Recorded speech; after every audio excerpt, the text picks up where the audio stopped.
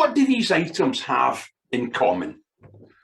A DVD, a tub of butter, and Lucky, my little kitten. Those are all items I have found in my oven. Putting everyday objects in unusual places is just one of a host of symptoms of Alzheimer's dementia. Contest chair, members, guests. Alzheimer's and other forms of dementia are not just about growing old and losing our memories. They're about losing our personalities and having our very essence ripped from us. 10 years ago, we sat in a hospital consulting room following 2 years of extensive tests on my wife's memory. The diagnosis? Mrs. McGinty, you have dementia. Bam! It was like a physical blow. My stomach lurched, my heart stopped, and tears began to pour down my face. And to my eternal shame, my first thought was, what am I going to do now?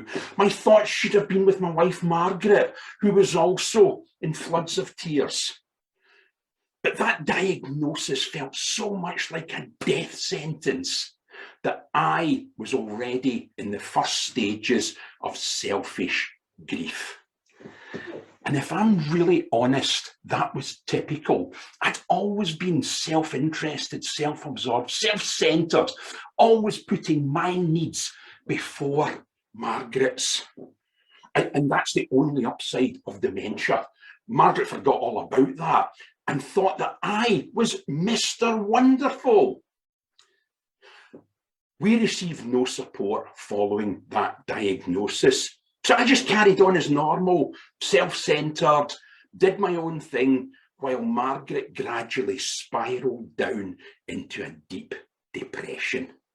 And eventually I did notice, and I dutifully followed her down there. There were many long, dark nights where we just lay in each other's arms and cried, wondering what life was going to bring us. And then one day, salvation arrived by post, a simple calendar of events for our local Alzheimer's Society. The very next day, I took the day off work and went with Margaret to one of these events, singing for the brain. And we sat there and we sang all the old songs. Take me back to the Black Hills of Dakota. Yeah, Margaret sang it much better. And while she sang, her spirit soared. And I soared right along with her. I also got to talk to other carers. And they told me that dementia doesn't strike two people the same way. They taught me some of the strategies that they had developed for coping. And they helped me to understand that despite this being a vicious, debilitating disease, there were still some fun times to be had. Fun times like sitting in a cafe when a lady squeezed out past me and bumped me with her backside on the way past.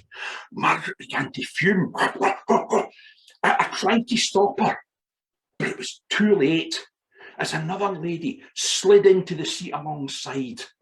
Margaret said, well, she got in without bumping into you, and her bum is much bigger than the other woman's. Sometimes the social graces are the first thing to go. As we drove back from that singing session, Margaret chatted in ways she hadn't done in weeks, and I responded in ways I hadn't since the day of the diagnosis. We sang those songs again. I won't put you through that again. But as I drove, I pondered on the biggest lesson I had learned. Things had to change. And because Margaret's no longer capable of change, that change had to come from me. And it was massive. I sold the house, I left my job, we moved back to Scotland.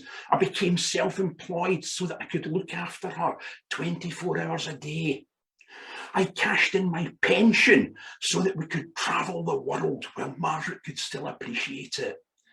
And we have seen those Black Hills of Dakota. Every day I was faced with new challenges, and every day I pulled on my Mr. Wonderful hat and rose to those challenges.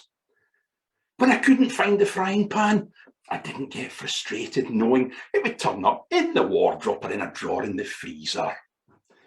When Margaret poured milk into the sugar bowl for the 5th time in a day, I didn't get angry.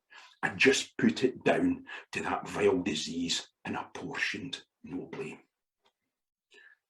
Sadly, Alzheimer's took its toll and Margaret is no longer with me. But I don't regret a single second of the time that I spent looking after her in her final years. I do regret all those selfish times when I didn't step up and be Mr. Wonderful before the crisis hit us. And I'm begging each of you here today, look to your loved ones, be wonderful to them. Be wonderful to each other. Don't wait for a crisis to hit you before you become Mr., Mrs. or Ms. Wonderful. Because I could never have been Mr. Wonderful if it wasn't for my Mrs. Wonderful contest chair. Thank you, James. Again,